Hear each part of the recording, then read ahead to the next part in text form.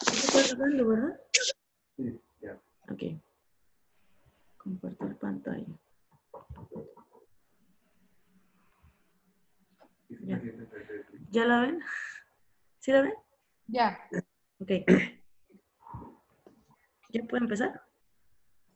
Sí, claro. Ok. El día de hoy vamos a revisar la clase de insuficiencia suprarrenal. Mi nombre es Ana Livia Martínez Raga, soy residente del primer año de medicina interna y me coordinó la doctora María Carmen Lagunas. Bueno, vamos a empezar con generalidades. Tenemos que la primera persona que inició con todo esto de las glándulas suprarrenales fue Bartolomé Eustaquio, quien en 1563 describió la anatomía de la glándula suprarrenal, pero fue hasta años después que ya se dividió en las tres diferentes capas que tiene. Bueno, ya se descubrió que tenía 3 zonas. Posteriormente, Thomas Addison realizó una monografía en la cual describió las características clínicas y de las necropsias de 11 pacientes que tenían enfermedad de Addison y describió la función de las glándulas suprarrenales.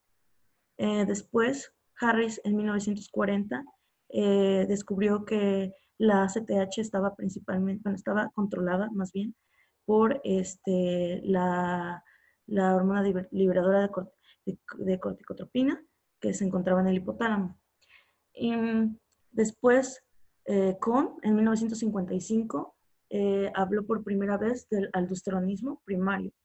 Y a partir de 1980 hasta la época, pues ya es, digamos que el boom de la era molecular, en la que ya se descubrieron las enzimas, factores de transcripción y genes que están involucrados en la patología de estas estructuras.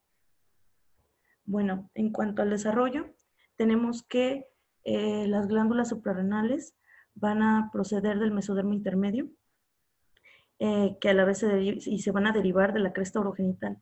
Esta cresta urogenital va a dar lugar a las 4 semanas de gestación a un primordio adrenogonadal. Posteriormente, a través de factores de transcripción como el factor esteroidógeno, el DAX1 y el WNT, este primordio adrenogonadal se va a convertir en el primordio suprarrenal a las 8 semanas de gestación. Posteriormente, a las 9 semanas de gestación, va a aparecer o diferenciarse estas glándulas suprarrenales en 2 zonas, la zona fetal externa y la zona definitiva, que es la zona interna. A partir del segundo trimestre del embarazo, se van a empezar a producir productos como la dihidroepiandrosterona y el sulfato de la misma en las glándulas suprarrenales y van a comenzar a proliferar. Sin embargo, al momento del nacimiento, esta zona o la zona fetal va a involucionar y va a comenzar, van a comenzar a producirse y a formarse islotes dentro de la zona que ya no es fetal, ya ahora es la zona fasciculada para empezar a producir andrógenos. Y esto se va a llevar a cabo de forma progresiva hasta la adrenarquia, que son los 6 a 8 años. A esta edad es cuando ya la glándula suprarrenal está desarrollada ya como una glándula del adulto. Bueno, en cuanto a la anatomía, tenemos que las glándulas suprarrenales son 2 estructuras que pesan 4 gramos, miden 2 por 5 por 1, están divididas o tienen 3 zonas, la zona glomerular, la zona fasciculada y la reticular. La primera, la glomerular, es aproximadamente 15% de la glándula. En esta se encuentran núcleos pequeños, células esféricas. Posteriormente tenemos la zona fascicular, que representa el 75% de esta glándula. En ella podemos observar células más grandes, están llenas de lípidos. Y por último tenemos la zona reticular, la cual tiene una disposición más, bueno, menos uniforme. Y pues en la parte más interna tenemos a la médula. En la zona glomerular se van a producir los mineralocorticoides, que es la aldosterona y la corticosterona.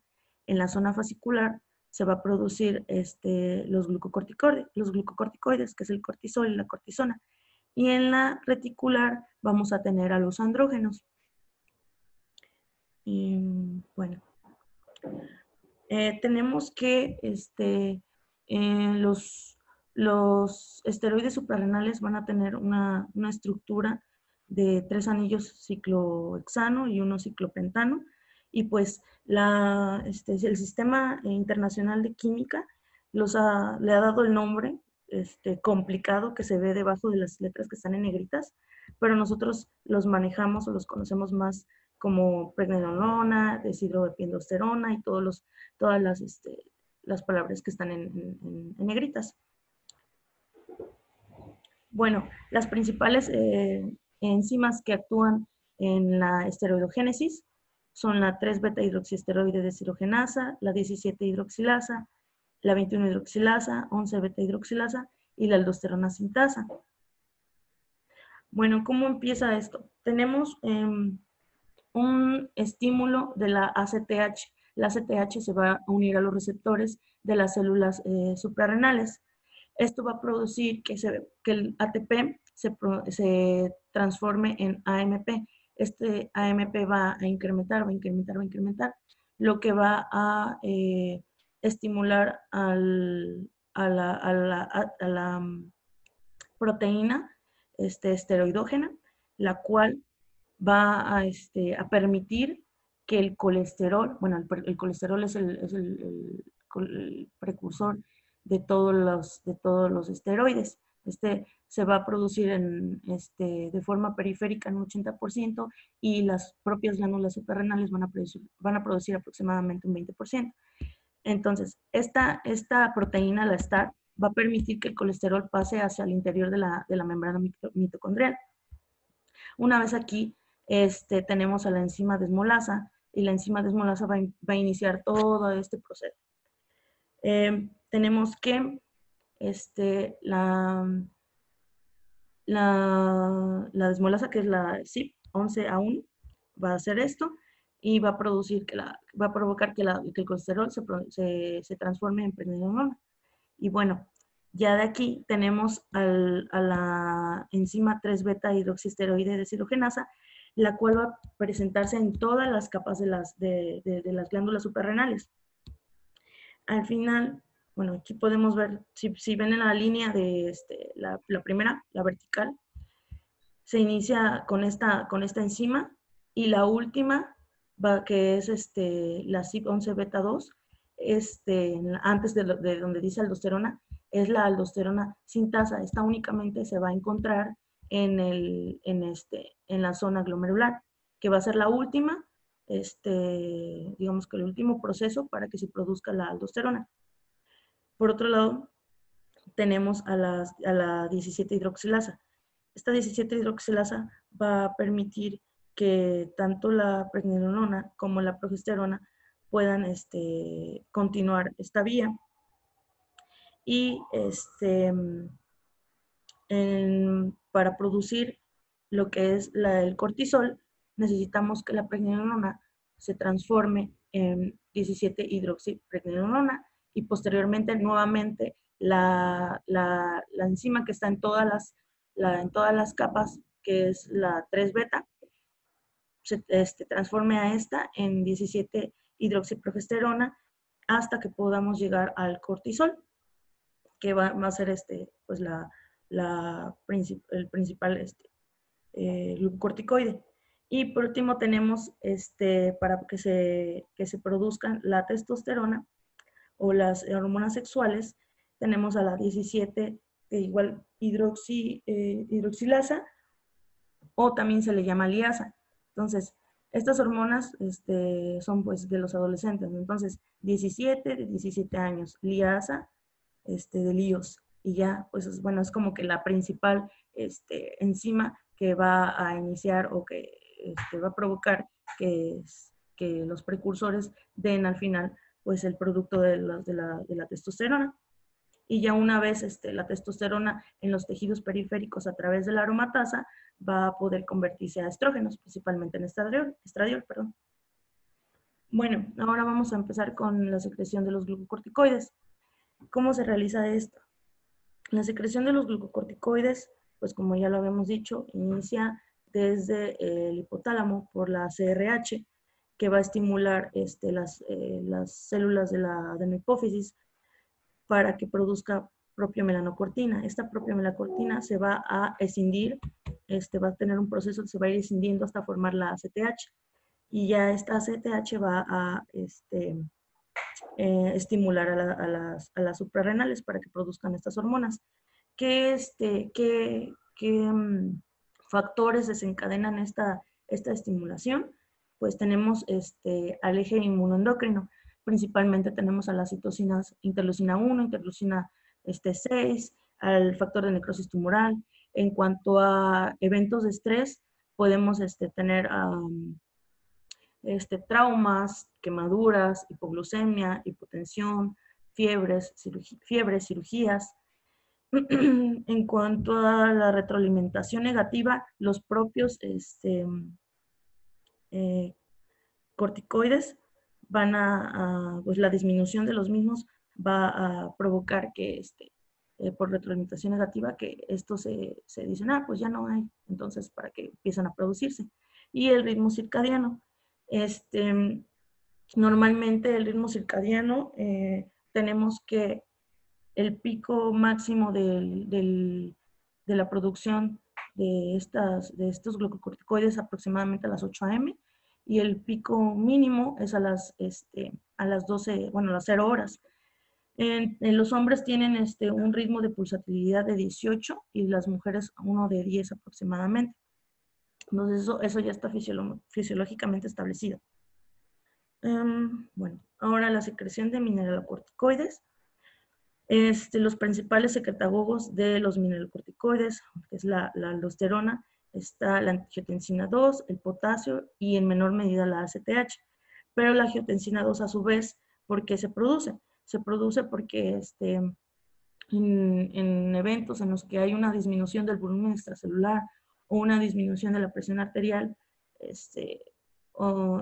podemos, bueno, digamos que el cuerpo detecta esto, entonces intenta incrementar volumen, aumentar la absorción de sodio, entonces se echa a andar el sistema renina-angiotensina-aldosterona y pues ya empieza a funcionar esta hormona.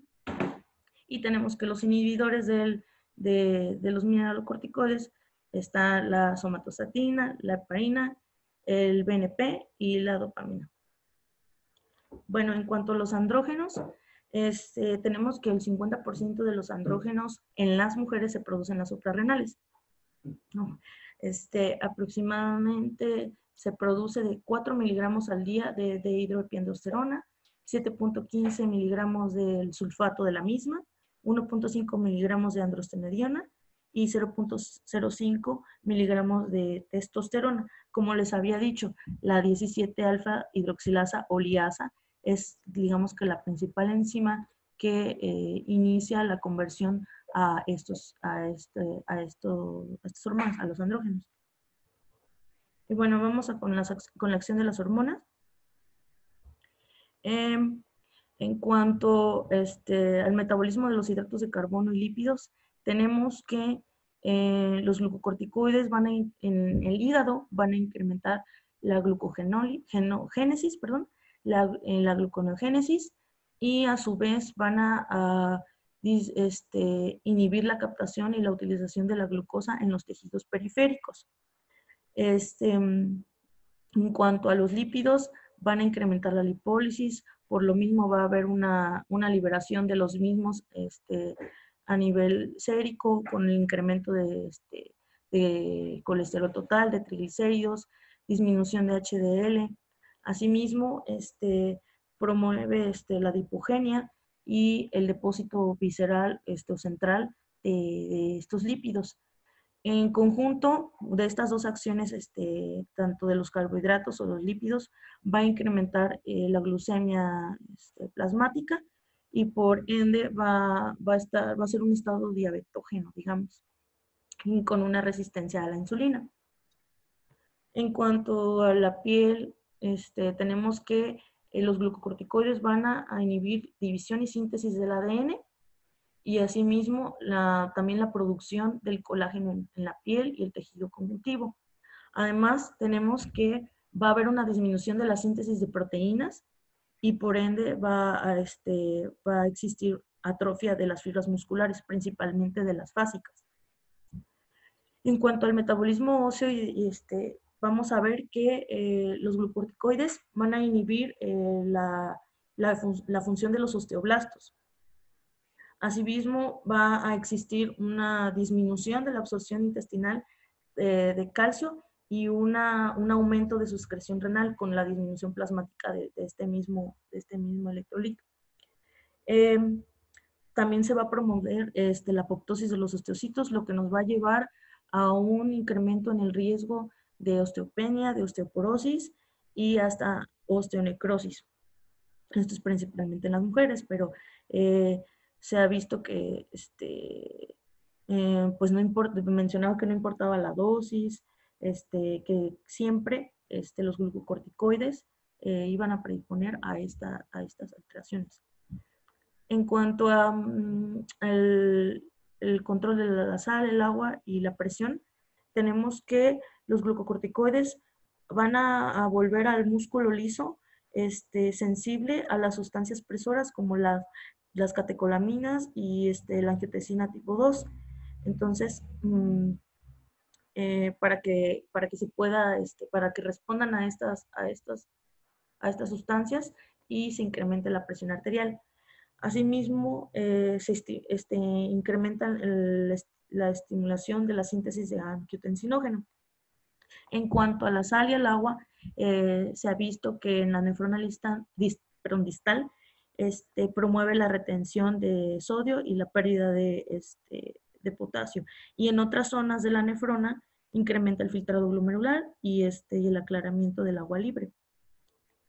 En cuanto a las acciones antiinflamatorias, bueno, el número de linfocitos va a disminuir. ¿Por qué? Porque digamos que los va a regresar a zonas como es el vaso, ganglios linfáticos y médula ósea. Asimismo, va a incrementar el número de neutrófilos y va a disminuir el de eosinófilos. Se va a presentar una inhibición de la síntesis de inmunoglobulinas, la estimulación de la apoptosis de los linfocitos, la inhibición de la producción de las citocinas, la inhibición de la diferenciación de los monocitos. Entonces, no se diferencian los monocitos en los macrófagos, por ende no hay fagocitosis y se disminuye la reacción de citotoxicidad. También va a alterar la producción de prostaglandinas a través de la inhibición de la fosfolipasa A2. En cuanto al sistema nervioso central, van a promover los glucocorticoides una muerte neuronal y van a disminuir las funciones mentales, la memoria, la función cognitiva, por lo que se ha visto que se ha promovido el bloqueo de estos para tratar enfermedades neurodegenerativas. Asimismo, en el ojo va a promover una producción del humor acuoso y el depósito de matriz extracelular en la malla trabecular, por lo cual no se va a poder drenar este humor acuoso y va a incrementar la presión intraocular y los pacientes van a estar con predisposición para que desarrollen glaucoma. En cuanto al tubo digestivo, van a tener más riesgo de enfermedad acidopéptica y de pancreatitis con necrosis grasa. En cuanto al crecimiento y el desarrollo, tenemos que van a inhibir el crecimiento lineal del esqueleto a través de del catabolismo del tejido conjuntivo, del músculo y del hueso. Asimismo, hay efectos endocrinos. Va a reducir el eje tiroideo directamente al inhibir la TSH y va a inhibir también la pulsatividad de la GnRH, por lo que también se van a ver los efectos a nivel de las hormonas sexuales. Y bueno, después de esto vamos a ver un caso clínico. No sé si quieren leerlo o yo lo leo, como ustedes quieran. Que lo lea alguno de tus compañeros, Livia. Mujer de 35 años, raza blanca, que comienza un año previo a la consulta con hiperpigmentación de piel a nivel de cara y pliegues, comprometiendo progresivamente todo el cuerpo, mucosa de labios y faneras. El cuadro se acompaña de alopecia de axilas y miembros inferiores y adelgazamiento de aproximadamente 15 kilos. El mes previo a la consulta presenta reiterados episodios presincopales, no relató fiebre ni síntomas respiratorios, antecedentes personales, tabaquismo, no tuberculosis, negaba conductas de riesgo para enfermedades de transmisión sexual, antecedentes ginecobstétricos, amenorrea desde hace 8 años. Okay. En la exploración física al ingreso se constata regular estado general, desnutrición proteico-calórica, índice de masa corporal de 18, presión arterial de 100/50, hiperpigmentación de piel y mucosas, melanoquia de uñas de manos y pies, bocio grado 2 y a nivel cardiovascular un ritmo regular de 54 latidos por minuto junto a hipotensión ortostática. Okay. Y bueno, ahí se ve la señora.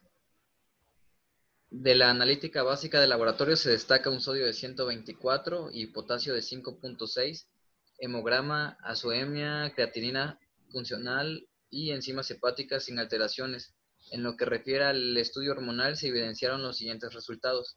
ACTH francamente elevada con 1323 microgramos sobre mililitro y cortisol muy por debajo del límite normal, 0.2.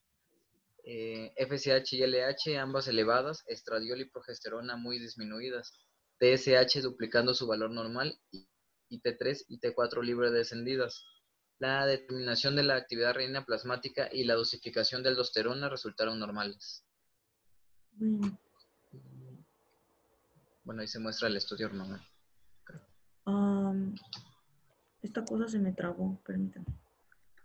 Ya. El estudio inmunológico mostró anticuerpos antiadrenales, antitiroglobulina y antiperoxidasa positivos, mientras que los antitransglutaminasa, tisular y los antigladina, buscando enfermedad celíaca, fueron negativos. A nivel imagenológico, la tomografía de abdomen y pelvis mostró las glándulas suprarrenales de tamaño normal sin evidencia de calcificaciones. La ecografía de tiroides confirmó la presencia de bocio difuso no nodular y la radiografía de tórax fue normal. Diagnósticos y tratamientos. ¿Qué piensa? Bueno, yo o otro. Ajá. Bueno, en esta paciente, pues sí, bueno, estamos viendo el tema, pero sí se sospecha fuertemente una insuficiencia suprarrenal. No me acuerdo bien de los laboratorios, pero pareciera ser Aquí te los pongo. Gracias. Estos. ACTH elevada y cortisol muy bajo, pues hacen alusión o el patrón típico de una insuficiencia suprarrenal primaria. En este caso, bueno, de lo que leí, ya se confirmaron los anticuerpos antiglándula, además acompañado franco hipotiroidismo también primario. Entonces, pues se pueden asociar, pues un síndrome poliglandular tipo 2. Bueno, hasta el 50% se supone de los autoinmunes están asociados a otras causas autoinmunes y pueden englobar los síndromes poliglandulares. Entonces, bueno, tipo 2. Entonces, es de diagnósticos, insuficiencia suprarrenal primaria por causa autoinmune, hipotiroidismo también primario, bueno, autoinmune, desnutrición, en los laboratorios hiponatremia severa y hipercalemia leve. Pues nada más, que bueno, van en relación a están muy en relación a la deficiencia de mineralocorticoides. Sin embargo, en los laboratorios no se demuestra que vaya una deficiencia, porque el patrón típico de deficiencia de mineralocorticoides debería ser el aumento de renina con aldosterona baja, pero pues ahí decían que estaban normal, pero pues clínica, bueno, en laboratorio se aprecia la hiponatremia y hipercalemia. ¿Y la hiponatremia de qué tipo? Pues es hiposmótica, ¿no? Hiposmolar. Hiposmolar. ¿Qué más? ¿Qué más? Hipovolémica. A ver, la de atrás, dale, Livia, ¿cómo estaba? Atrás. Ahí está lo de la presión. Lo de la expresión La física. siguiente, 150. Pero esos pacientes tienen que estar deshidratados.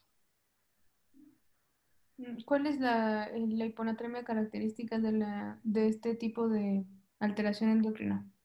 Ujú. La característica, ¿eh? ¿Qué tipo de hiponatremia tienen los pacientes con insuficiencia adrenal? Hiponatremia, dilo, sí. Ya dijiste en la primera parte, hiposmolar, pero acuérdate que la hiposmolar es la única que se clasifica en normovolémica, hipovolémica o Sí, hipervolémica. sería hipovolémica, ¿no? ¿Segurísimo?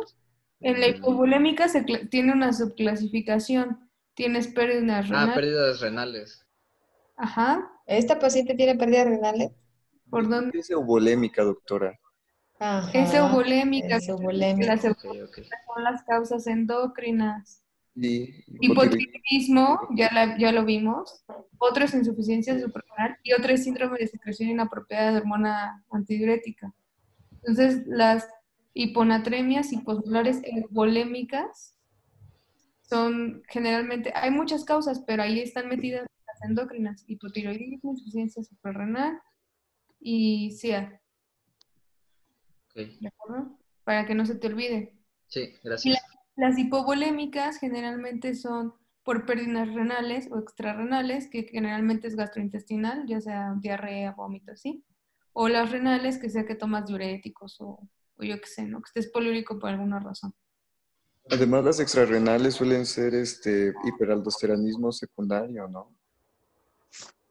Pudiera ser, aunque generalmente las pérdidas extranales generalmente es por tubo digestivo. Ok. Ujú. ¿Sigo? Si quieres, síguele, Livia. Sí. Y bueno, en análisis del caso, a la vista del cuadro clínico y los resultados clínicos analizados, se hizo diagnóstico de insuficiencia suprarrenal primaria o enfermedad de Addison, asociada a un hipotiroidismo primario de causa autoinmune bajo la forma de tiroiditis de Hashimoto.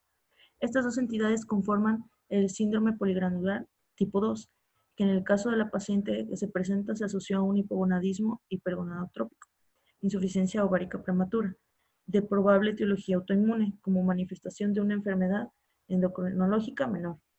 La paciente recibió como tratamiento dieta con balance adecuado de sodio, terapia sustitutiva en base a hidrocortisona 30 miligramos al día y fludrocortisona 0.0 miligramos al día, complementando en la evolución con levotiroxina 50 microgramos al día y terapia de reemplazo hormonal con estrógenos y progestágenos.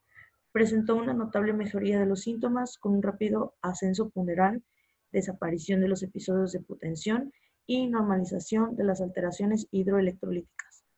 Al mes de iniciada la terapia de reemplazo con glucocorticoides y mineralocorticoides, los valores de ACTH se normalizaron y las concentraciones de cortisol presentaron un significativo ascenso. En controles posteriores se le realizó una densitometría ósea, estudios de metabolismo fosfocálcico y dosificación de 250 vitamina D, los cuales fueron normales, y se insistió en el estudio de sus familiares debido a que este síndrome poligranular es una enfermedad hereditaria. Y pues ya. Ahora vamos a empezar con la insuficiencia suprarrenal. Tenemos a la insuficiencia suprarrenal primaria y a la secundaria. La primaria es propiamente por enfermedad de las glándulas suprarrenales, y la secundaria, como todos saben, la central, es por una deficiencia de ACTH. Esta ACTH no estimula las glándulas y por ende no funciona. Bueno, no producen estas hormonas esteroideas, pero pues en sí la glándula sí funciona. En cuanto a la insuficiencia suprarrenal primaria, tiene una incidencia aproximada del 0.8 casos por 100.000 habitantes, tiene una prevalencia de 4 a 11 casos por 100.000 habitantes. La incidencia mayor es en Islandia, se ha visto 224 casos por millón de habitantes, y pues como, bueno, en la literatura se ha demostrado que es más frecuente en áreas de Europa y en esos países, y va disminuyendo, después mencionaba que eran asiáticos y posteriormente a los negros. Anteriormente, la principal causa de esta insuficiencia primaria era la tuberculosis. Sin embargo, por la prevención y el tratamiento oportuno de esta enfermedad, ya quedó en segundo plano. Y actualmente la principal causa de insuficiencia primaria, suprarrenal primaria, es la autoinmune, aproximadamente del 75 al 96%. Afecta principalmente a mujeres. Mencionaba que era a cualquier edad, pero principalmente de 30 a 50 años. Es muy importante saber que 2/3 de los pacientes que tienen insuficiencia suprarrenal primaria están asociados con síndromes poliglandulares, porque no viene, digamos que no viene pura la insuficiencia suprarrenal. Y 12% de los pacientes que tienen esta o la enfermedad de Addison tienen una enfermedad aislada, o sea, no está asociada ni a hipotiroidismo, ni a falla ovárica, ni a diabetes, ni nada. Y se ha visto que aproximadamente los pacientes con diabetes mellitus tipo 1 tienen 10 veces más riesgo de poder desarrollar una enfermedad de Addison que las demás personas. Y bueno, aquí tenemos las causas principales de la enfermedad de Addison o insuficiencia suprarrenal primaria. Como vemos, la autoinmunitaria es la más importante. Dentro de esta está la esporádica o los síndromes poliendocrinos o poliglandulares. También están las infecciones, metástasis, infiltrados, hemorragias, y por último tenemos ya las enfermedades genéticas. Vamos a ver rápido una por una. Tenemos, aquí es lo mismo, solamente que lo puse 2 veces porque vienen, digamos que en lo infeccioso ya vienen los agentes más importantes, ¿no? O igual acá. Los fármacos, ahorita los vamos a ver. Y las genéticas que tenemos aquí, que la más importante es la deficiencia de 21-hidroxilasa, que te provoca una hiperplasia suprarrenal. Aquí podemos ver la deficiencia de 21-hidroxilasa, digamos que bloquea las vías para la producción tanto de aldosterona como cortisol, y en lugar de irse, digamos que verticalmente hasta su destino, vienen y toman otro camino. Entonces, como se bloquea y no pueden llegar a hacer aldosterona, no pueden llegar a hacer cortisol, pum, toman otro camino, van a otra vía y se van hacia los andrógenos. Y por ende, los pacientes tienen un incremento de testosterona, virilización, genitales ambiguos, además de las alteraciones del metabolismo de carbohidratos, de lípidos y de electrolitos y del agua corporal. Y bueno, vamos a ver la enfermedad de Addison. La enfermedad de Addison aislada, como lo había mencionado anteriormente, se presentaba solita, sin ninguna otra enfermedad. Sin embargo, porque está relacionada al 60% con otras enfermedades autoinmunes, se deben de evaluar estos pacientes anualmente. Se presenta aproximadamente a los 28 años, tiene una incidencia de 11.4, es mayor en el hombre y pues es de la manera aislada. Tenemos ahora los síndromes poliglandulares. El síndrome poliglandular autoinmune tipo 2 se relaciona principalmente a la enfermedad de Addison junto con la enfermedad tiroidea autoinmune o diabetes mellitus tipo 1. También pueden observarse otras alteraciones como la falla ovárica prematura, la gastritis autoinmune, enfermedad celíaca, hepatitis, vitiligo, alopecia. Y en cuanto al síndrome poliglandular autoinmune tipo 1, aquí digamos que deben de haber al menos 2 de 3 patologías. La candidiasis crónica, el del hipoparatiroidismo crónico o la enfermedad de Addison. Para que sea un síndrome poliglandular tipo 1 debe de haber al menos 2 de estas. Y pueden presentarse las demás que ya les había mencionado. Además de que hay manifestaciones extraendocrinas como es la litiasis vesicular y la asplenia. Está el síndrome poliglandular tipo 4 que menciona que tiene enfermedad de Addison, pero no tiene todas las demás de estas. Tiene otras.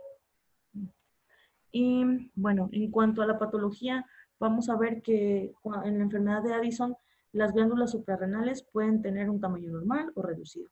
Va a haber una infiltración de linfocitos y también de células plasmáticas, macrófagos y células reactivas.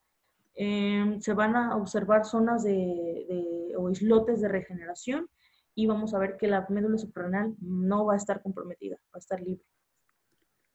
En cuanto a la patogénesis, tenemos que hay una sustancia, un producto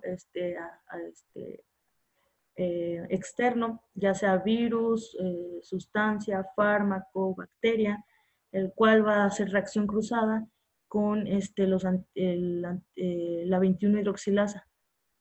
Entonces va a ser un tipo de antígeno al hacer reacción cruzada con esta. Van a ser presentadas, se van a dirigir hacia van a activar a las células presentadoras y estas a su vez van a provocar la estimulación de linfocitos CD4.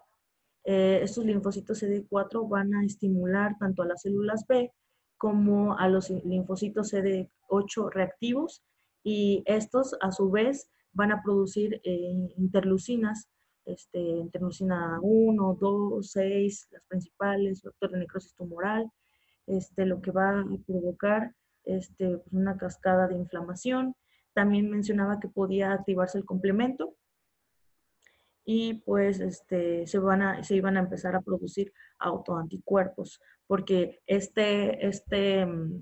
digamos que este producto que hizo reacción cruzada es similar a las células de las suprarrenales, entonces van a desconocerlas o las van a percibir como ajenas y pues va a iniciar esta acción. Y bueno, hay 4 etapas de la historia natural de esta enfermedad. Para poder, ¿cómo se dice? Estratificarla, primero tenemos que ver que los pacientes que tengan los anticuerpos, que son anticuerpos las glándulas suprarrenales, la 21-hidroxilasa, pues tengan que ser divididos, digamos, en cuanto a la función que están presentando. En cuanto a la etapa 1, no vamos a ver ninguna alteración, va a estar así como silente. En cuanto a la etapa, es la 0. En cuanto a la etapa 1, va a haber únicamente un incremento de la renina, pero ahí aún todavía la aldosterona va a presentarse normal o ligeramente baja. En cuanto a la etapa 2, vamos a observar un aumento de la renina, va a persistir y ya se va a ver o ya se va a notar la disminución de la aldosterona. En la etapa 3 empiezan a haber anormalidades en los niveles de ACTH. Se va a incrementar debido a que empiezan a comprometerse la zona vasicular, o sea, la producción del cortisol. Y en la etapa 4 ya todas van a estar comprometidas. Como podemos ver, en estas etapas van de externo a interno. Primero se afecta la zona glomerular y luego la fascicular. Entonces, lo primero que vamos a ver alterado, la renina, bueno, acá está. primero que vamos a ver alterado la renina, luego, luego no va a haber una respuesta de aldosterona, va a disminuir también, se va a incrementar la CTH porque empiezan a disminuir el cortisol, y ya lo último, pues ya tenemos renina alta, aldosterona baja, ACTH alta y cortisol bajo. Y bueno, en cuanto a las formas no autoinmunes de la enfermedad, espérenme tantito, ¿alguien quiere entrar? Creo que no. Ajá. En cuanto a las formas no autoinmunes de esta enfermedad, tenemos a la infecciosa, que como les había mencionado antes, era la principal. La infección más común es por Mycobacterium tuberculosis. Esta se presenta principalmente en hombres. Se menciona que aproximadamente de los pacientes que tienen tuberculosis, 50% tienen afectadas las suprarrenales, pero están asintomáticos. Solamente el 12% de los pacientes que se enferman de tuberculosis tienen manifestaciones de insuficiencia suprarrenal primaria. Entonces, ¿qué podemos ver en las glándulas suprarrenales de estos pacientes? Van a tener un incremento del volumen y calcificaciones.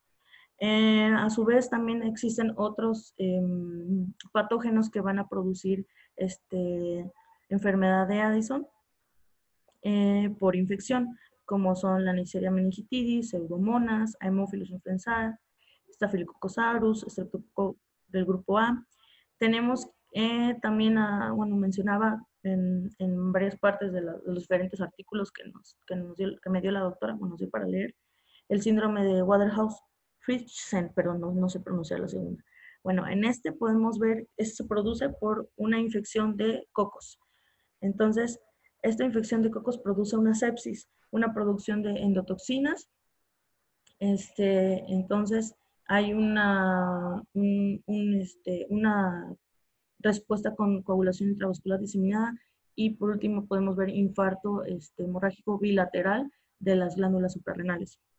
En cuanto a de ahí a los pacientes inmunocomprometidos van a estar afectados principalmente y pueden tener afectación de las glándulas suprarrenales por gérmenes oportunistas, criptococos, pneumocystis, blastomices, treponema. Mencionaba que los pacientes con VIH principalmente estaban afectados por citomegalovirus o el virus del herpes, así como METs de cáncer o fármacos, como por ejemplo los antirretrovirales. Ahorita los vamos a mencionar. Bueno, otras causas de insuficiencia no autoinmune tenemos a las infiltrativas. Están las enfermedades como la amiloidosis, la sarcoidosis, la mucomatosis. En cuanto al neoplásico, el principal es el cáncer renal, que va a producir una METS a la suprarrenal. También tenemos pulmón, mama.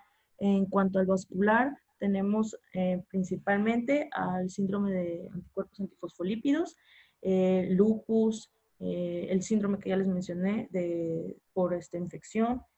En cuanto a los fármacos, tenemos al ketoconazol, metilapona, etomidato, mitotano. Estos, los primeros que les mencioné, producen una alteración de las enzimas de la esteroidogénesis, y por ende no se van a producir estos esteroides.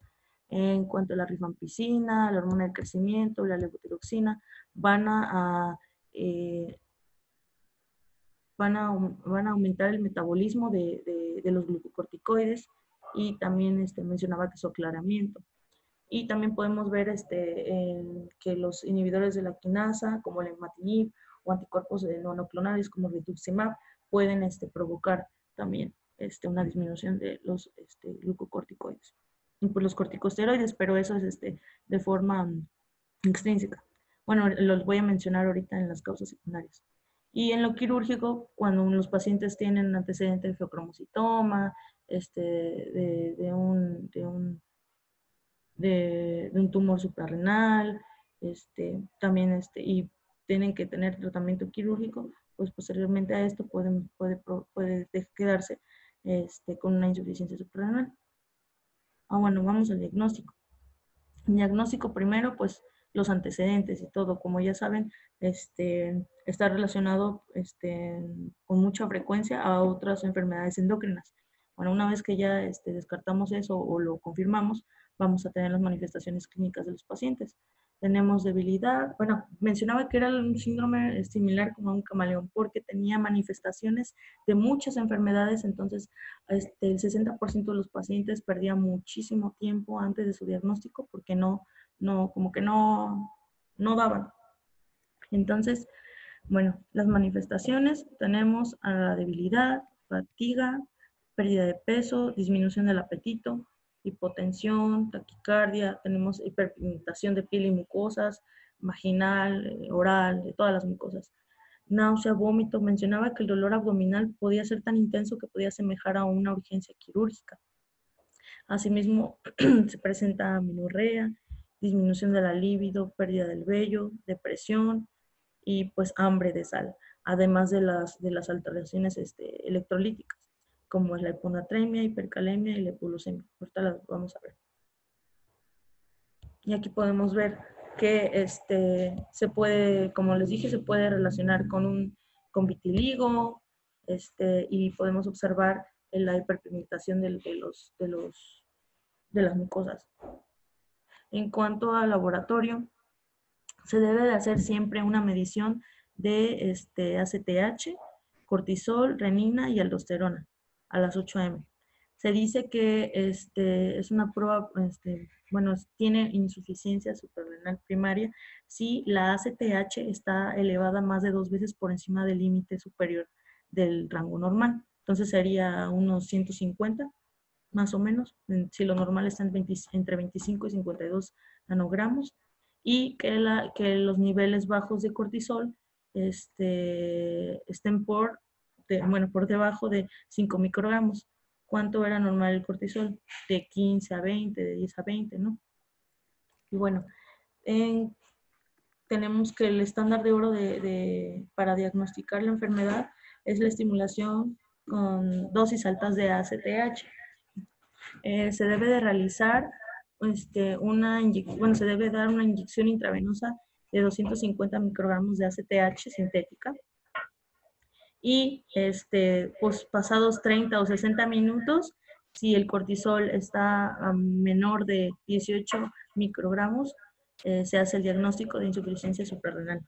También se puede hacer una prueba con estimulación a dosis baja. Esto es cuando no hay ACTH disponible para hacer la prueba a dosis alta, pero mencionaba que el estándar de oro es a dosis alta con 250 microgramos. Y bueno, podemos observar en cuanto a los estudios de laboratorio, hipercalcemia. ¿Qué producían los corticoides? Disminución de la absorción de calcio a nivel intestinal y aumento de su secreción, ¿no? Entonces, si tiene lo contrario, va a reabsorber más, tanto a nivel intestinal, y va a disminuir su secreción a nivel renal. La hiponatremia, ¿por qué la hiponatremia? Si no se produce aldosterona, no vamos a tener una absorción normal tanto del agua como del sodio. Hipercalemia, pues está relacionada con la hiponatremia. Esperen un tantito. Ya. Hipoglucemia, por si los corticoides producen una hiperglucemia, si no lo tenemos, pues es el efecto contrario.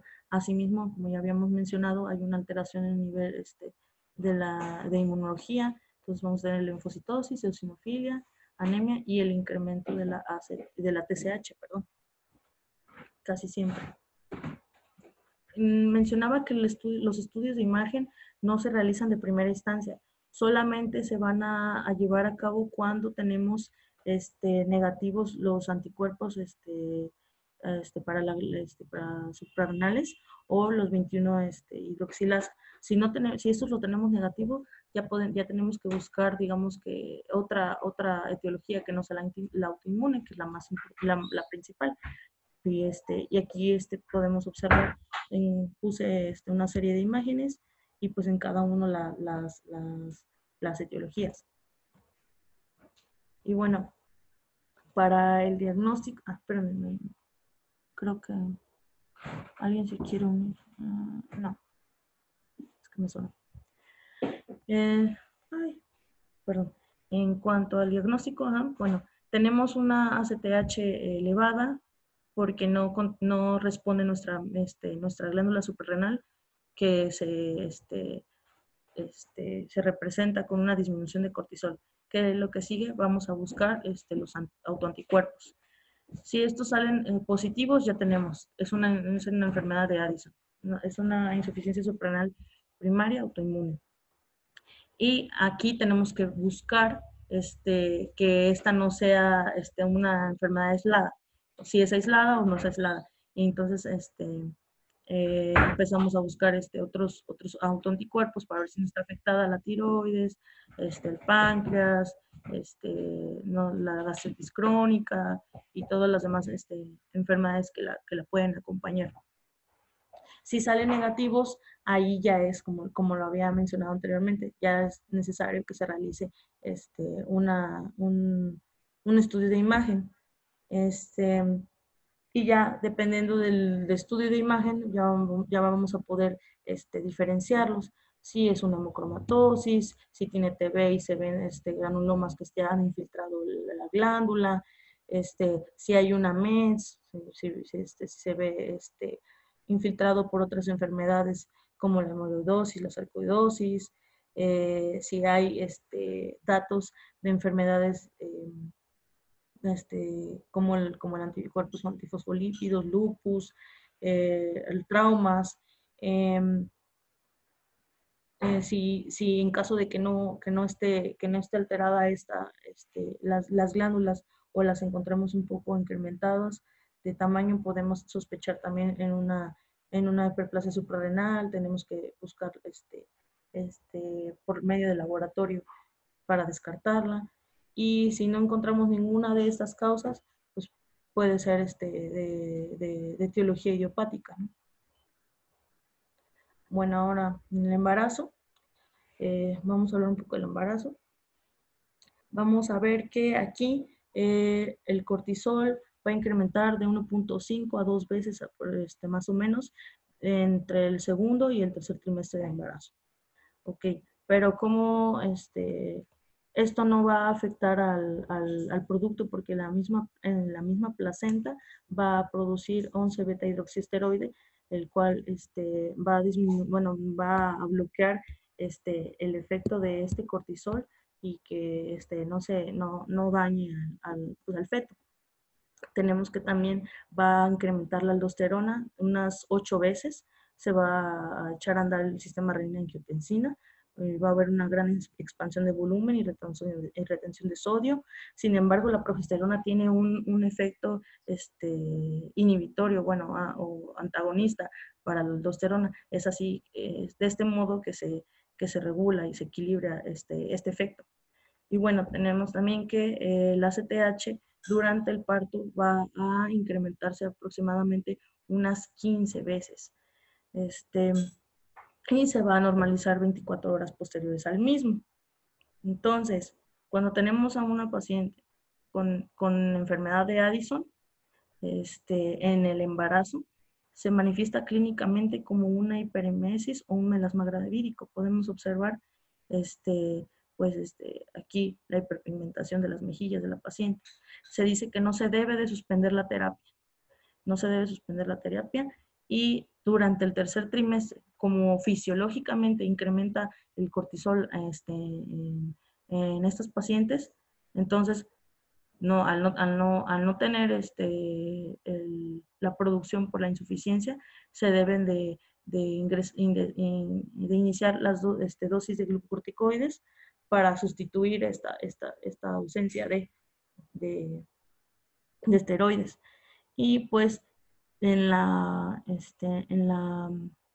se le da durante el tercer trimestre hidrocortisona de 2.5 a 10 miligramos al día. Y durante la fase de parto, la fase activa, se va a tener que inyectar una dosis única de hidrocortisona de 100 miligramos IV, y en las siguientes 24 horas se va a dejar una infusión de 50 a 100 miligramos. Si es una cesárea, se van a dar 2 dosis de hidrocortisona, digamos que 2 bolos, uno al inicio, antes de la cesárea, y uno posterior a ella. Y bueno, vamos a ver el tratamiento. Bueno, hay un tratamiento convencional con glucocorticoides de estos pacientes. Tenemos la hidrocortisona. Tenemos que, mencionaba que simular la producción normal de cortisol en el cuerpo, que son de aproximadamente de 9 miligramos al día. Entonces nosotros lo que vamos a hacer es la dosis, digamos que equivalente, es hidrocortisona de 15 a 25 miligramos, y se va a administrar de 2 a 3 dosis. La dosis más alta se debe de dar en la mañana, la siguiente dosis posterior a 4 o 6 horas, y la última dosis a 4 a 6 horas antes de dormir. Esto porque para evitar, decía, alteraciones a nivel de la insulina en nocturna. Tenemos como alternativas a este tratamiento la dexametasona y la prednisona. Y bueno, aquí tenemos las presentaciones que hay en México, las caritas. Tenemos aquí meticorten, es la prednisona, cuesta 1,238 y va disminuyendo según los miligramos. Esta es de 50, esta es la de 490 es de 20 miligramos, y la de 5 miligramos cuesta 350. Y aquí tenemos a las baratitas. Entonces, no cuestan más de 100 pesos. Entonces, tenemos el tratamiento con hidrocortisona de liberación modificada. ¿Esto para qué se realiza? Esto para que se asemeje más a los pulsos fisiológicos del cortisol. ¿Cómo es esta presentación? Tenemos una presentación de liberación dual, en la cual la tableta está compuesta de una capa externa que tiene una liberación en el momento, inmediata, y un núcleo interno, el cual se va a liberar durante 12 horas. Entonces, esto se asemeja más a lo fisiológico. Se va a dar nada más únicamente una vez cada 24 horas, y se ha visto que hay un impacto metabólico favorable. ¿Qué quiere decir esto?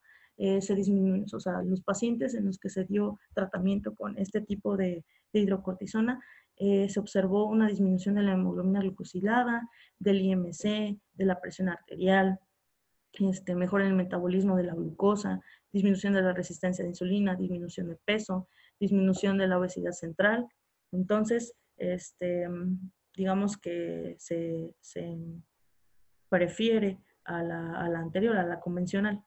También tenemos otra presentación, que es la hidrocortisona multiparticulada. Esta se va a dar en 2 dosis. Una mencionaba a las 10 p.m. porque se iba a iniciar la acción de esta hidrocortisona 4 horas posteriores, teniendo un pico máximo a las 8 horas de las 10 p.m., cuánto su pico máximo sería a las 6 de la mañana. Entonces esto se asemeja todavía más al pico fisiológico matutino del cortisol. Pero lo que decía de este medicamento es que pues no se mantenía o no duraba todo el día, entonces se tenía que dar otra dosis a las 7 de la mañana para que se pudiera cubrir todo el día. Bueno, tenemos la presentación subdérmica, pero esta es principalmente para pacientes ya de recién diagnóstico o para las crisis, así como la infusión intravenosa. Ahorita vamos a ver. En cuanto al tratamiento de mineralocorticoides, tenemos la fludrocortisona. La dosis inicial va a ir de 0.025 a 0.20 cada 24. Siempre es todas las mañanas al despertar. Se va a ir titulando la dosis con 0.025 a 0.05, y mencionaba que las tabletas van a tener que estar en refrigeración entre 2 a 8 grados centígrados. Igual que como nos dijo Dani en el de insulinas, no se debe de mantener en la puerta, se debe ubicar en otra parte del refri. Y bueno, el objetivo de este mineralocorticoide es que promover un control de la presión arterial, que se mantengan los niveles de potasio normales y una actividad normal de la renina plasmática, que no esté incrementada, porque si está incrementada, pues no nada más tiene acción en la reabsorción de sodio y de agua. Hay más mecanismos que están involucrados. Entonces, intentamos mantener esta en sus niveles normales. Y pues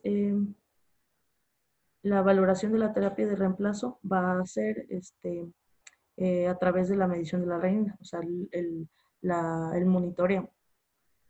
También tenemos el tratamiento con andrógenos. Estos únicamente se van a dar cuando, mencionaba más en mujeres, en las cuales que no con los glucocorticoides ni con los mineralocorticoides se puedan mantener asintomáticas, que sigan presentando síntomas de, digamos que de pérdida de líbido, los síntomas depresivos, como tipo menopausia. Y vamos a ver las interacciones de estos medicamentos. Vamos a ver que con los anticonvulsivos va a haber, los anticonvulsivos van a estimular al citocromo CYP3A4 con una disminución o sea, van a aumentar el metabolismo de los glucocorticoides y por ende van a disminuir. Por otro lado, lo contrario están los antirretrovirales como el ritonavir. Mencionaba, estos inhiben el citocromo, entonces no hay quien metabolice a estos glucocorticoides y por ende van a incrementar en el nivel plasmático. Por eso se debe de ajustar el tratamiento cuando los pacientes están tomando ambos de estos medicamentos. Los anticonceptivos también mencionaba que disminuían la producción de la acción, perdón, de los glucocorticoides y productos dietéticos como el jugo de toronja mencionado. Y bueno, el pronóstico y mortalidad, tenemos que la mortalidad de los pacientes con enfermedad de Addison es 2 veces más que en los pacientes sanos. Han presentado muerte súbita de 9.2%. En relación con los pacientes sanos, decía que presentaban una muerte súbita de 5.5, 5.7 más o menos. Eso es casi el doble. Y las causas principales de muerte en estos pacientes son las crisis addisonianas y las infecciones. Y bueno, como les había mencionado, los pacientes que tienen en conjunto tanto enfermedad de Addison como diabetes tienen una tasa de mortalidad aún mayor. Y bueno, de aquí nada más vamos a revisar uno de las causas de hipofunción suprarrenal secundaria, que es la más importante, que es la de los corticoides. Como ya les había dicho, se debe la secundaria o central a una deficiencia de ACTH. La principal causa son los glucocorticoides exógenos, pero también podemos observar otras, como es el hipopituitarismo, la extirpación de adenomas hipofisiarios, tumores hipofisiarios, enfermedades infiltrativas o MEDS por por carcinomas, infartos y pues las mutaciones, que son las más extrañas.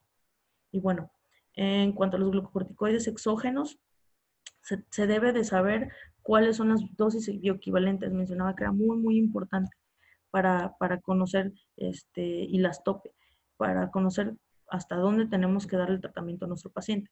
Entonces tenemos, la atrofia suprarrenal se va a producir con todos los glucocorticoides. Mencionaba que no importaba la vía, la dosis, la duración, sí. La vía, la dosis, el tipo de fármaco, todos iban a producirlo, pero hay unos que tienen mayor riesgo, ¿no? Entonces tenemos que en cuanto a los orales tenemos a la dexametasona, o bueno, también parenterales, y en cuanto a los inhalados, la fluticasona, son los que más se han relacionado con esta insuficiencia secundaria. Las dosis con las que se puede provocar una atrofia suprarrenal es de 30 miligramos al día de hidrocortisona o más, o más de 7 miligramos de prednisolona o más de 0.75 miligramos de dexametasona. Que dure esto más de 3 semanas, principalmente en la noche, como les había dicho, porque esto va a, digamos que, a provocar que el pico de matutino sea mayor. Y bueno, para el tratamiento cómo se deben de retirar estos fármacos, tenemos que primero se tienen que reducir hacia niveles fisiológicos. Eso quiere decir hasta que llegue a 7.5 a mínimo. Se van a reducir a lo largo de varias semanas. Tienen que ir reduciendo de 2.5 miligramos cada 3 días. Posteriormente, cuando ya tenemos un nivel de 7.5 a 5, ya se va a ir disminuyendo 1 miligramo cada 2 a 4 semanas. Y así, y así, y así, hasta que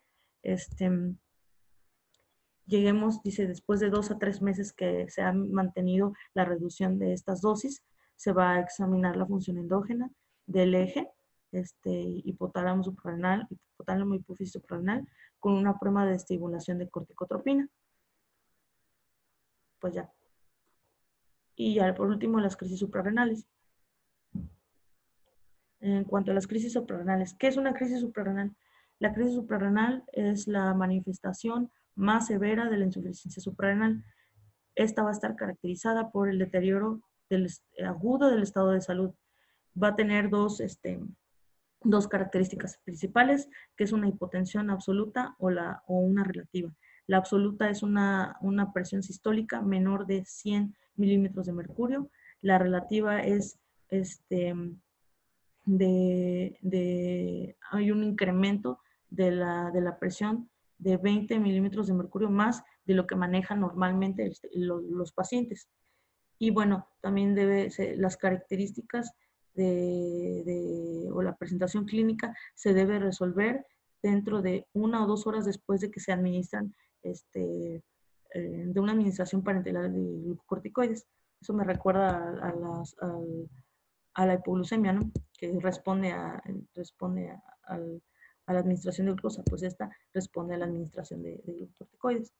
Y bueno, la epidemiología de las crisis, el 6 al 8% de los pacientes que tienen insuficiencia suprarrenal presentan crisis. Es más frecuente en las primarias. ¿Por qué? Porque hay tanto déficit de glucocorticoides como de mineralocorticoides.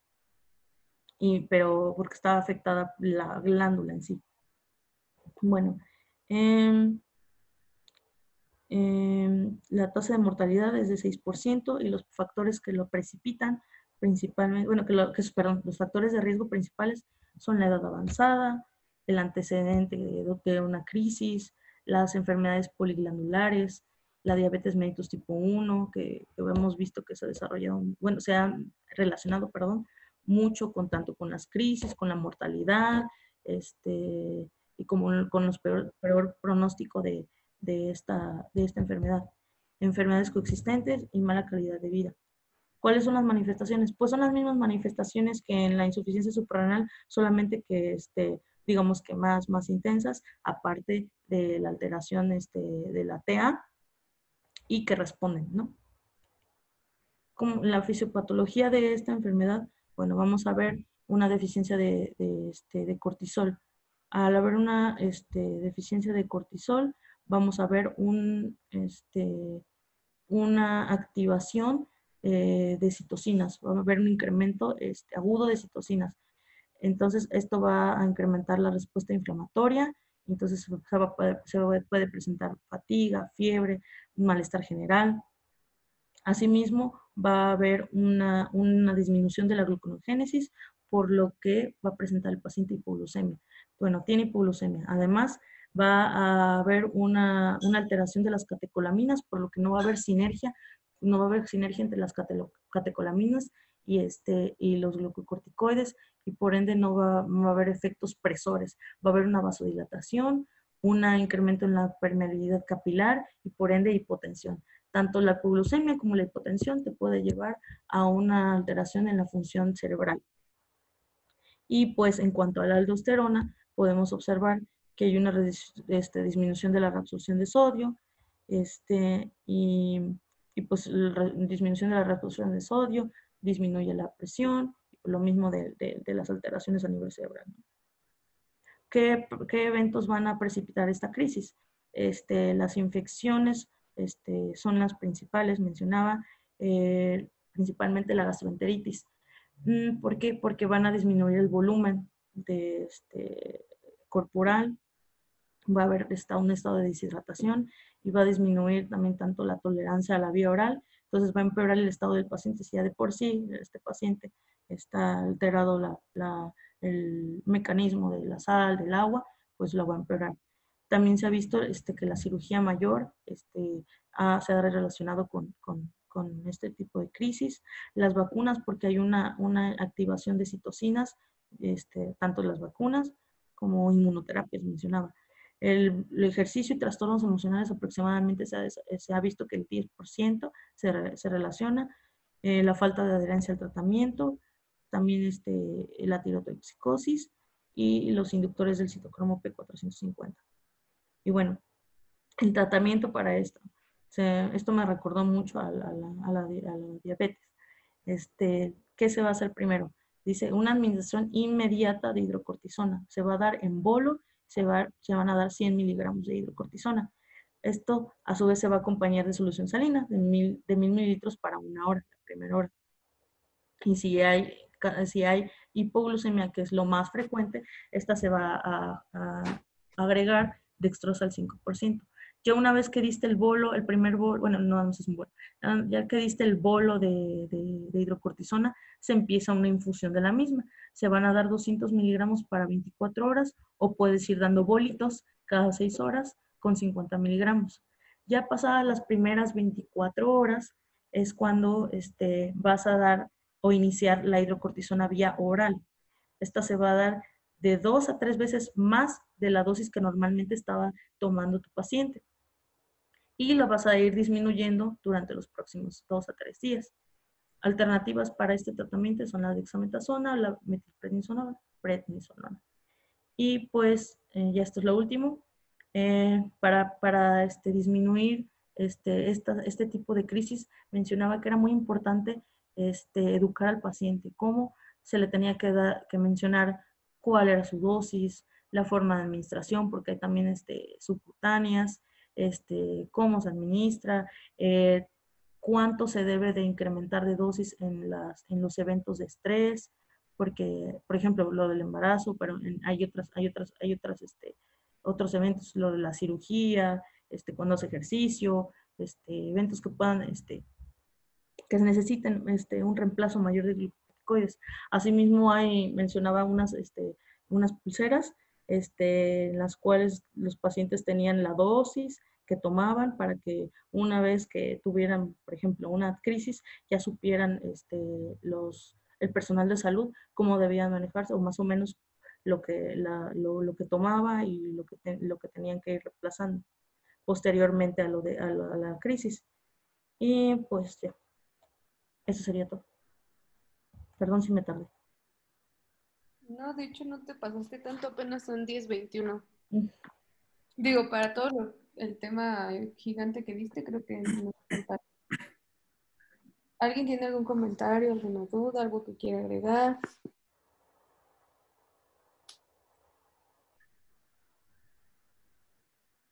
¿No? ¿Nadie? ¿Ya están listos para el examen de insuficiencia suprarrenal? Si no tienen dudas, yo quisiera agregar algo, doctora. Adelante, Kevin. ¿No tienen dudas, chicos? Creo que no.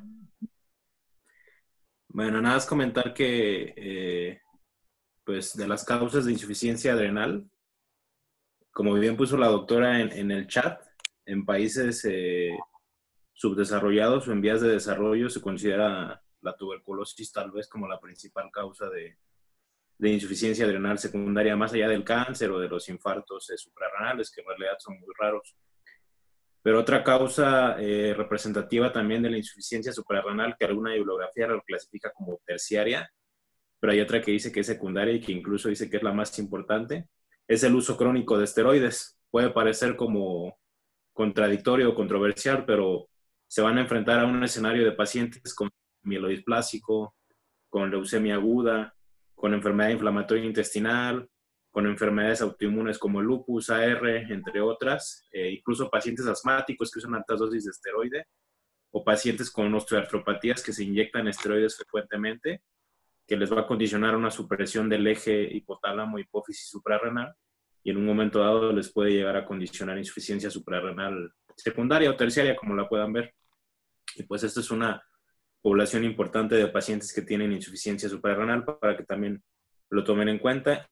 Y pues la importancia de identificar a estos pacientes es precisamente lo que vimos al final, que en situaciones de estrés o en situaciones de urgencia son propensos a mayor morbimortalidad, precisamente porque pueden desarrollar bien una crisis suprarrenal o pueden carecer de las dosis fisiológicas normalmente necesarias para satisfacer las necesidades ante un evento estresante. Aquí me gustaría preguntarles a los chicos, ¿cuál es la dosis de estrés de esteroides?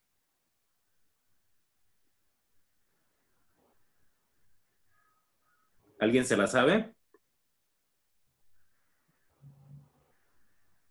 Niños. Porque esos pacientes los pueden recibir a las 3 de la mañana y vienen sépticos o vienen con algún evento agudo y ustedes saben que tienen insuficiencia suprarrenal y posiblemente no han desarrollado una crisis suprarrenal, pero el objetivo es que ustedes la prevengan. Entonces les tienen que dejar dosis de estrés de esteroide. ¿Qué harían ustedes?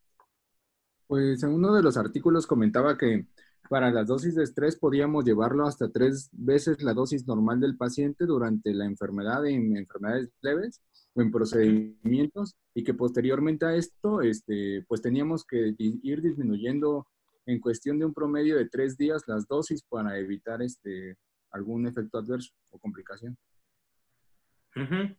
Sí, tienes razón, Iván. De hecho, la recomendación en los pacientes cuando tienen un evento estresante agudo leve, por ejemplo, una infección de vías respiratorias superiores, a lo mejor una IU no complicada, se recomienda que aumenten su dosis 2 a 3 veces normal y si ellos están en condiciones de manejarla en la casa, adelante. De lo contrario, si tienen un evento estresante agudo importante, como pudiera ser una infección más complicada, una fractura, una caída importante que a lo mejor les condiciona pérdida del estado de conciencia, ¿qué otra cosa? Van a ser sometidos a un evento quirúrgico estresante, se recomienda que las dosis sean mayores. Por eso también parte de recomendaciones de las guías es que a los pacientes les den una dosis de hidrocortisona de 100 miligramos o bien de dexametasona de 4 miligramos y que se capacite en cómo administrarlos en caso necesario. Y pues lo que dice mayormente la literatura es que la dosis de estrés es esa, de 100 miligramos de hidrocortisona, y una vez si está instaurado el cuadro de insuficiencia suprarrenal, pues como bien dijo Ana, es 50 miligramos cada 6 horas o 200 miligramos para 24 horas en infusión continua. Y nada más, por último, esto lo acabamos de ver Susi y yo, pero les compartimos el dato. Es importante que identifiquen a pacientes que tienen alto riesgo de supresión del eje, que son aquellos que han estado expuestos a 20 miligramos de prednisona por más de 3 semanas. ¿De acuerdo? 20 miligramos de prednisona por más de 3 semanas tienen un riesgo muy alto de supresión del eje y si los van a someter a un procedimiento estresante es seguro que les va a hacer una crisis adrenal y pues obviamente se tienen que anticipar a eso. Y la evidencia es clara en que es mejor prevenir dándole las dosis de estrés de esteroide en lugar de someternos a esto pues ya en el posoperatorio o en el evento crítico. Nada más. Y ya. Pues felicidades, Ana. Muy completa la presentación. Gracias. ¿Anda por ahí, Susi? Sí, aquí estoy. ¿Algo que te gustaría agregar? Sí, varias cositas. Bueno, nada más recordarles que la Dexa no tiene efecto mineralocorticoide, entonces en una crisis adrenal pues hay que valorar de preferencia darle hidro y si no pues metil. Y también la dosis reducción de la hidro, pues usualmente damos 100 cada 8 y hay que irla bajando a 50 cada 8 porque pues la vida media va de 6 a 8 horas. Si nosotros la bajamos 50 cada 12, que era algo que pasaba acá en siglo y nos aclararon en endocrino, que dejamos descubierto al paciente en el tiempo entre que una aplicación y otra. Entonces lo ideal es 100 cada 8 e irla bajando 50 cada 8 y ya después se puede cambiar a hidrooral o a predni. También, bueno, para que revisen las dosis equivalentes entre hidro prednisolona, nosotros los esteroides, eso también es importante que lo tengan en cuenta. Y que los pacientes, bueno, una causa frecuente de crisis adrenal en nuestro medio es el consumo de alcohol, que los pacientes pues se deshidratan, no comen, todo eso, entonces hacen una crisis adrenal y en ese caso podemos como educar al paciente para que le enseñe a alguien que esté con él que debe de cargar una ámpula de hidro y aplicársela en caso de que tenga intolerancia a la vía oral o algo así, o que se deshidrate, que no pueda tomar la hidro, o la predni más bien, que es la que está como en el tratamiento crónico, para evitar, o bueno, para que le dé tiempo de por lo menos llegar al hospital y así disminuir la mortalidad. Ese es un consejo que nos dieron. Y pues creo que nada más. De ahí en fuera estuvo muy bonita la presentación. Ok. Gracias, Susi. Kevin y Susi, ¿se acuerdan si les preguntaron esto o solo les preguntaron Cushing? No me acuerdo. Creo que no, ¿eh? Es que yo me acuerdo que sí vi en un caso, pero tal vez es en el del R3 o R4, que justo preguntan esto de la causa más frecuente y la respuesta es tuberculosis, ¿no? Creo que sí venía, sí, es que en algún lugar. ¿No era la del albañil? Venía en el ENARM, doctora. ¿Perdón? Esa venía en el ENARM. Sí. Pues según alguno de los poems también viene. Sí, causa más frecuente porque podía ser autoinmune o tuberculosis, pero como estábamos hablando de población mexicana, era TB. Así es. Bueno, pues para que no se haga más tarde, ya son 10:30. ¿Tú, Vicky, algo más que quieres agregar? Nada más como punto, recuerden, aquí lo más importante siempre, y como mencionaba Livia, a veces nos confundimos, ¿no? Porque son síntomas muy inespecíficos y andamos divagando y pensamos en otra cosa antes del diagnóstico final. Creo que es muy importante el interrogatorio adecuado en este paciente, ¿no? Ir armando un paciente que siempre hay dos cosas, o el paciente sabemos lo que tiene o no sabemos lo que tiene. Entonces, estos pacientes que no sabemos lo que tienen, siempre es muy importante hacer un interrogatorio muy minucioso y hacer una exploración física muy detallada, ¿no? Para que podamos llegar nosotros al diagnóstico, porque imagínense un paciente que llega con un dolor abdominal que en realidad es por la insuficiencia suprarrenal y se mete a un procedimiento quirúrgico, ¿cómo le va a ir a ese paciente? O sea, lo más probable es que no van a encontrar nada y se va a morir ese paciente por lo que tiene. Entonces es muy importante armar como este rompecabezas del paciente para poder llegar a este diagnóstico. La verdad es que en nuestra población no sigue siendo la tuberculosis muy frecuente. Entonces, no sé si siga la doctora Abby acá, pero la verdad es que sí hay que pensar en que puede ser como una causa la tuberculosis. Ahí nos ayuda, y como mencionaba también Livia en la clase, pues los estudios de imagen, ¿no? Cuando es por TV vemos esas calcificaciones. Por eso en su caso clínico sí mencionaba que no veían alguna calcificación, si lo notaron. Entonces, esto es muy importante. El otro punto que sí lo deben de tener en cuenta, ya se los mencionó Kevin también, es las equivalencias de los esteroides. Si se confunden, si tienen si no se los aprenden de memoria, pues hay calculadoras ya en el que ustedes les pueden meter y les dicen cuánto equivale cada una de un esteroide y el otro esteroide, ¿no? En ese punto siempre deben de pensar o de tener en cuenta las dosis para que ese paciente pueda ocasionarle una insuficiencia suprarrenal. Ese es otro punto muy importante, lo vamos a ver más adelante también en cuanto a la valoración preoperatoria. Y la parte del tratamiento. Lo que les mencionaba también Livia, la hidrocortisona, y se los puntualizaba también Susi, la hidrocortisona tenemos que estarla dividiendo, o sea, no la podemos estar, salvo que sea en infusión continua, que sea durante todo el día, tiene que ser de 6 a 8 horas, como la estemos suministrando, a excepción de que sea una de liberación prolongada. Sí tenemos la hidrocortisona que se ha tomado. Obviamente no la tenemos en el instituto, pero sí está en el mercado disponible para darle a estos pacientes.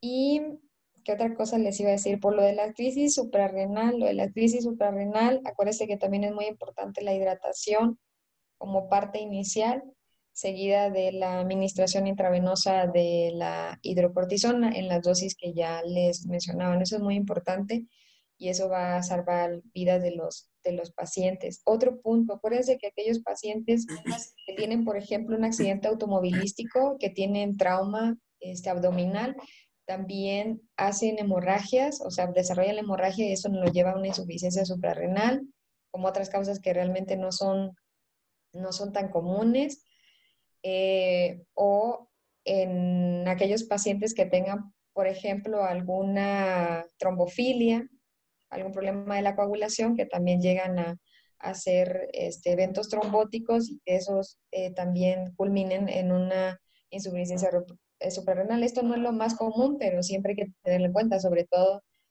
aquellos pacientes traumatizados. Digo, vamos a estar nosotros en hospitalización, pero en algunos momentos de su vida pueden ya estar en un servicio de urgencia, ¿no? Nada más.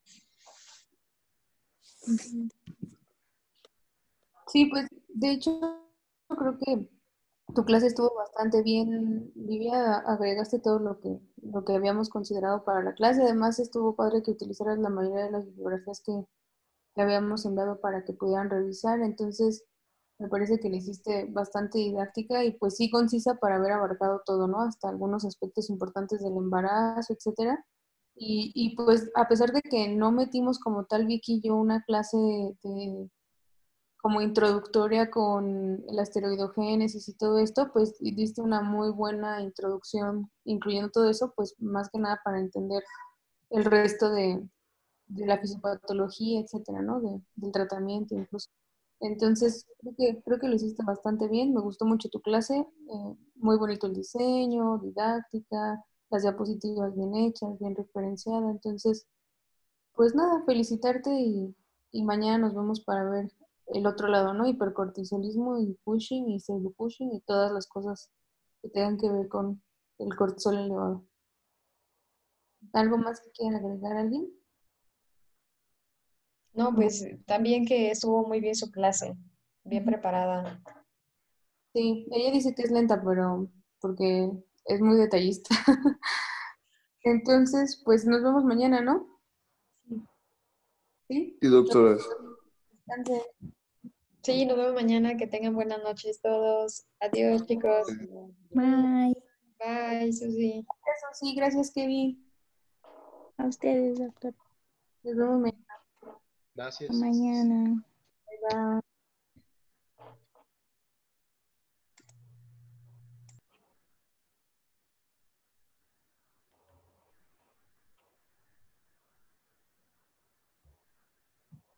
Sí, ahí van.